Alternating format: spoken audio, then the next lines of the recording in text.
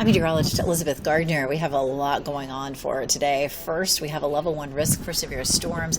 Those storms are likely to start to develop right around 5 o'clock or so, and they will continue to develop as we get through the evening, last until around midnight or so in some places. So damaging wind would be our biggest threat. A few of those storms could produce gusts that are up to, say, 60 miles per hour or stronger.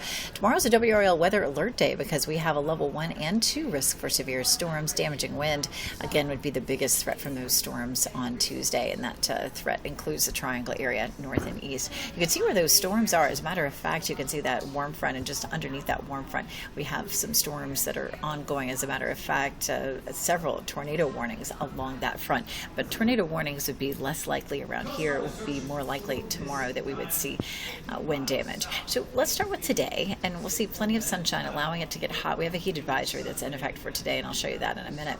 But at 5 o'clock we start to see some of the cells developing. By 8 o'clock we see a line of thunderstorms potentially that develops and moves along the I-95 corridor, and then out of the viewing area by about 10 or 11. And then we'll move it ahead to Tuesday. Tuesday we'll see partly cloudy skies and some cells that begin to develop as early as 3 p.m. You can see at 4 o'clock some of those cells, and then most of it moves to the I-95 corridor between 5 and 7. But Futurecast does show some redevelopment again around 9 or 10 from the triangle area eastward. So we'll just be on the lookout for that.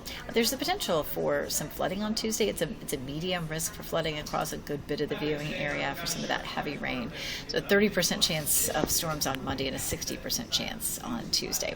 Heat advisory, that kicks in at noon. It'll feel like 105 to 110 this afternoon across most of the viewing areas. So just be careful out there.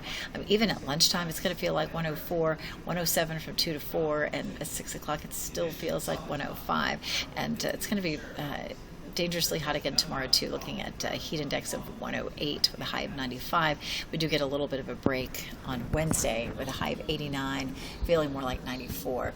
We're going to see conditions like that continue through the rest of the week. So yes, we get a break from the intense heat, but it stays hot all the way through next weekend.